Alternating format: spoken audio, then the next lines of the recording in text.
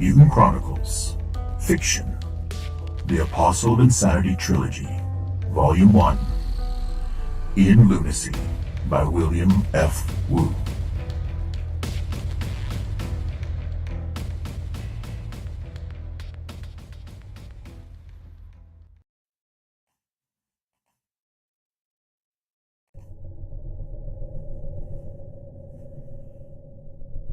Chapter 14. Not hardly. Vic shook his head. We're freelancers now, and desperate for some work. We're hoping to attract some attention, said Skippa, still acting as though she had never met Lane before. If we can get a reputation for eliminating some heretics, maybe we'll get a job somehow. But you used to be Doomtroopers, didn't you? Pam asked, nodding toward the Gehenna puker on Vic's back. That's an incinerator. Yeah, we were, said Vic bitterly. We just got drummed out by the cartel a few weeks ago for insubordination. We used to be Martian Banshees, said Lane. And I have an independent streak myself. Want to tell us about it? Vic and Skippa glanced at each other uncertainly. We won't press you, said Pam. But if you're looking for work, people will want to know your background.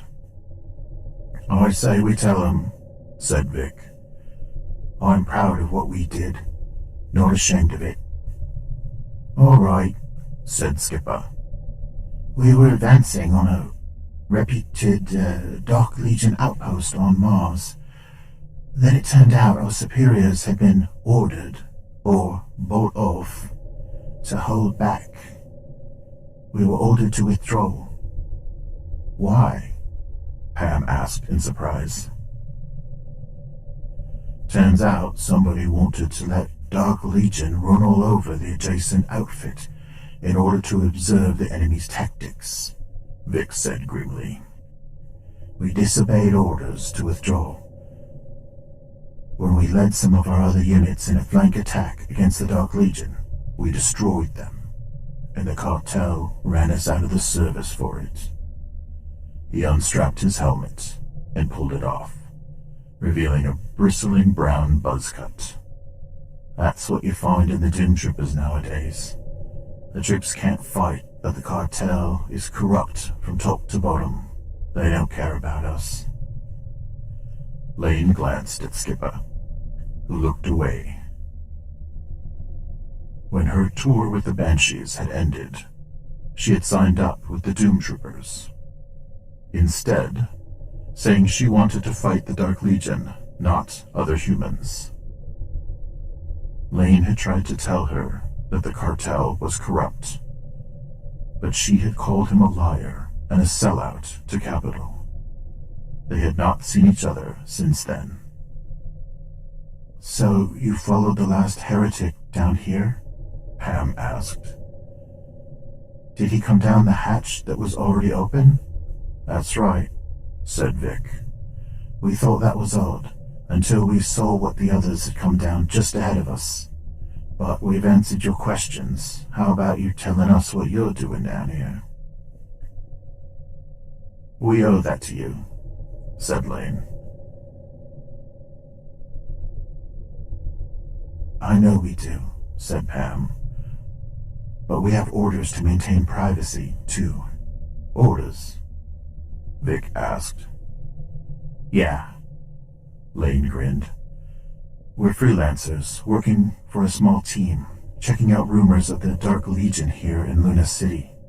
And we have orders to keep it quiet, so we don't make the rumors any worse. But you already know heretics are here, so I don't see how telling you that makes any difference. What was your military record like before that last incident? Pam asked. Good, said Vic. Solid, not flashy. Pam turned to Lane. What do you think? Lane knew she was asking about convincing Yojimbo to hire them. Well, I repeat, we owe them.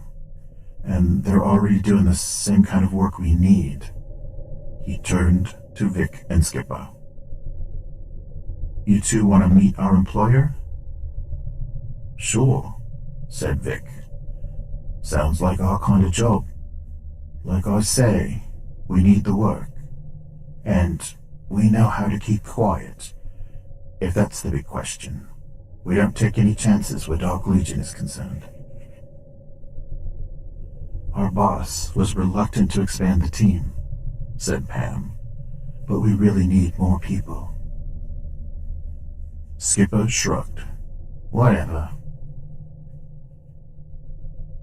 We'll take them back to the Midnight Star and have Yojimbo meet us there, said Lane. We can put in a good word for you, and it's not our call in the end. Understood, said Vic. Let's search the bodies for a clue to their identities, said Pam. Then we'll contact Yojimbo. As they checked the bodies of the heretics, Lane glanced several times at Skippa. However, he still saw nothing. He still said nothing directly to her. After all the time had passed, he was more than curious about her. They found nothing of use. But this time, the heretic who had escaped was long gone through the maze of tunnels. Pam led the group back up the street. By the time Yojimbo got the message from Pam to meet her squad at the Midnight Star, he was discouraged after a long, fruitless day. That morning, Yojimbo had asked the Whiz Kid to have his cyberspace gang plant false reports of sightings of the missing mystic throughout cyberspace. All of them suggested that the mystic was moving toward the docking ports, down in the tunnels. Yojimbo had then taken Fay and Klaus to the tunnels below the docks in hope of spotting mortificators drawn to the area by the rumors. They had remained on stakeout the rest of the day and well into the evening, with no success. Finally, Yojimbo had taken them back to the command center, where the message from Pam was waiting, with the Whiz Kid. She had not been able to transmit to him directly while they were down in the tunnels. In the Midnight Star, Lane turned on the sonic disruptor in a corner, and Pam eagerly introduced their new companions. As Yojimbo listened to their credentials and background, he noticed a certain aloofness between Lane and Skippa, but they did not express any outright objections to working together. Fay and Klaus said nothing, listening patiently. Finally, Pam completed her pitch, asking him to hire them. I wish to clarify something, said Yojimbo. Pam says that your superiors in the Doomtroopers ordered you to let some of your comrades in arms be sacrificed to the enemy? That's right, said Skippa. She unfastened her helmet and took it off, shaking out thick, rich brown hair fashioned in a blunt cut, similar to Pam's. And you willfully disobeyed your direct orders. We did, and we're proud of it, said Vic. I know it isn't military, but we fought for a corrupt outfit. Yojimbo suppressed a smile. Normally, he would not want to hire veterans who had deliberately violated direct orders, but their story appealed to him. It reminded him of his own experience with the Mishima elite. Like Lane and Pam, they answered to an inner code of their own, instead of just following orders. All right, said Yojimbo. Lane and Pam want to work with you, so I will accept their judgment. I will pay you equally with everyone else. Good enough, said Vic. Yeah, said Klaus. We need the help. You will need a full briefing, said Yojimbo. First we'll have dinner and get acquainted. Then we'll return to the command center to bring you up to date. Welcome to Team Yojimbo.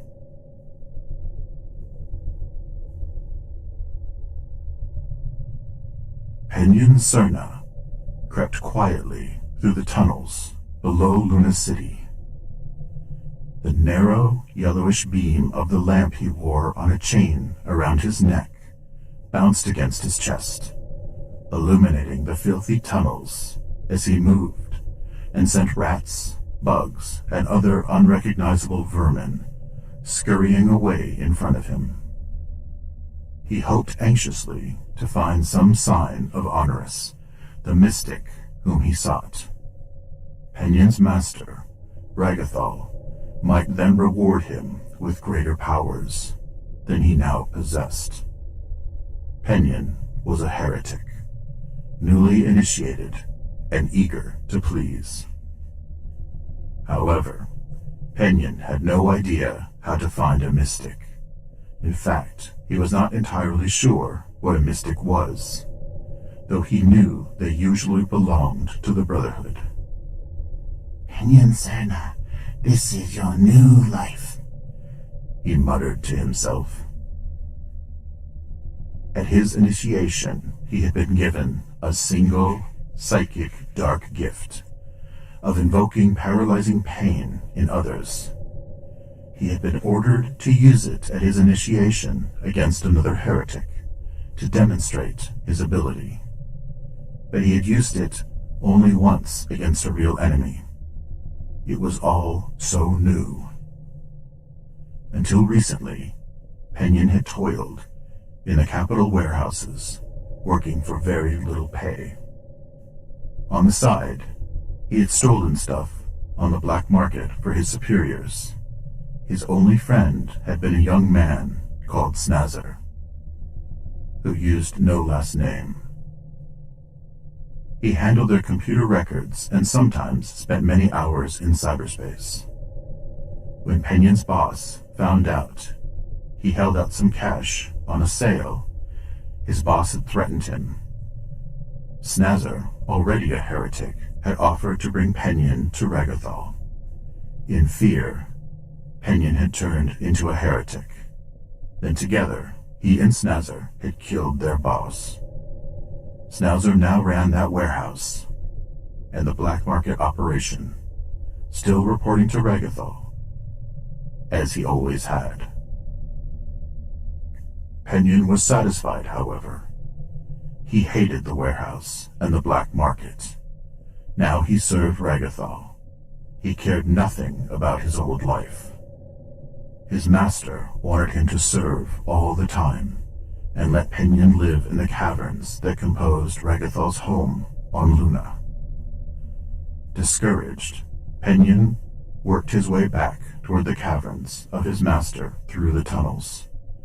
He had reached the general vicinity when he heard footsteps running toward him. Then he saw a narrow light bouncing and bobbing from around a corner as someone approached. Cautiously, he stopped and prepared to use his dark gift. When the figure turned the corner, however, he recognized her. "Hello," Penyon called. "What's wrong?" The woman, dressed in a loose, flowing robe, with a hood thrown back, stopped and stared at him. When she recognized him, she looked behind instead. In the beam of Penyon's own light, her straight brown hair was lank and dirty, her profile outlining a heavy brow ridge and a sharp, slightly hooked nose. Then finally, she relaxed and walked toward him. "We have lost some of our number," she said quietly. "Chexo, Carlo, and Montez. We were to meet and discuss what we learned, but someone ambushed us. Penyon looked at her in shock. What of the dark gifts? With so many of you, the enemy should have been blinded, struck with terror, disoriented. They were, she said coldly. But only Montez saw them first. When the shooting began, the rest of us were caught off guard. I was lucky to get away. Penyon nodded. Did they know who you were? I mean, that we follow a dark master? I don't see how. As I think back, we were only talking about why Montez was late, and how pilots vanished yesterday. They were probably bandits looking for an easy score, and happened to hear us talking. That's good. Yes, but tell me now, have you learned anything about Honorus? No. No, nothing at all. Her eyebrows rose, and her eyes widened. No. Penyon felt his heart pounding. Halala was the senior heretic in Ragathol's service. She had many more dark gifts than Penyon, and could punish him with any of them if she wished. You are fortunate, Penyon. Your incompetence will not harm us today, but I learned something useful. In the future, however, I suggest you apply more effort. Penyon said nothing. Before we were ambushed, if Montez had shown up on time, I was going to report a street rumor I heard. Some people on the tube link were talking about a crazy man levitating in a back alley in the Mishima warehouse district. Really? Penyon was excited. That must be a mystic. You've done it. You've found him. Easy, Penyon. It might be a false rumor, or a con artist pulling a hoax. Even a different mystic, though. I doubt it. We will see. Yeah, I bet that's him. Halala showed no such excitement. Keep quiet, and follow me.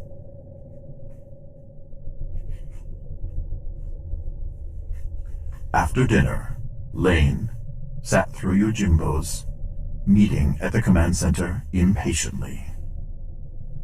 The main task, of course, was to brief their new team members, and Lane learned nothing important. When the briefing ended, however, he saw a chance to speak to Skippa. If he could first prevent her from leaving. As everyone stood up, Lane leaned toward Pam and whispered, "Would you distract Vic for a minute? I want to ask Skippa something. I'm afraid she'll leave for the night unless Vic's too involved to leave." "Sure." Pam smiled and patted Lane's arm. "Glad to help. Just fill me in later, okay?" "Sure." Pam moved over to Vic and nodded towards his Gehenna puker. "Would you show me how this incinerator works? I've always wondered about them."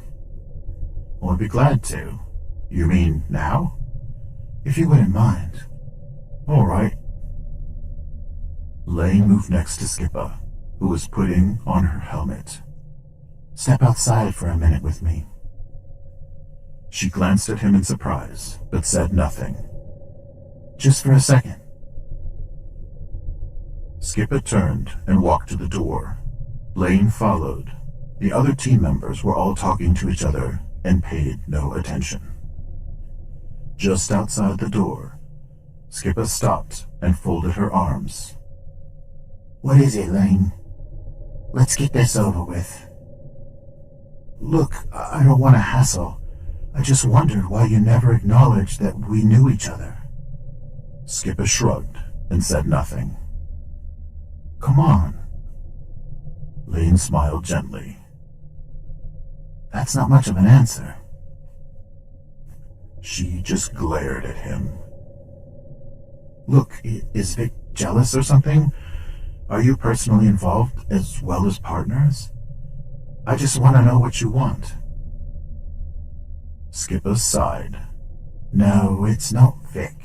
We're involved, but he's alright with that kind of thing. I just didn't want to say to you, so I didn't say anything. You could have just said hello. She started to smile, but fought it. Alright, I messed up. Is something wrong? We don't have to be more than colleagues on this team, but I still want to know how you want to handle this. Well... Skippa looked out toward the street. Alright. I should never have joined the Doomtroopers, except that Vic's real decent. You were right about the corruption at the command level, and sometimes even lower. I still think that fighting the Dark Legion is a lot more important than fighting Mishima on Mars. I agree with you, and I'm sure you agree it's more than ironic that we're working for a former Mishima elite veteran who fought us on Mars. Yeah. She finally grinned. I thought of that. It's kind of funny. The important part of all of this is we agree that fighting the Dark Legion is our top priority. Yeah. She nodded. That's right. So, we can work together comfortably? Yeah, we can. Good. So now it's your turn. Are you and Pam just partners, or more than that? Lane smiled and shook his head. That's not entirely clear at the moment. That is, we've been just partners, but maybe. Oh, I get the idea. Come on, let's go back inside. She grinned critically. Pam ought to know how to fire a Gehenna Puka by now.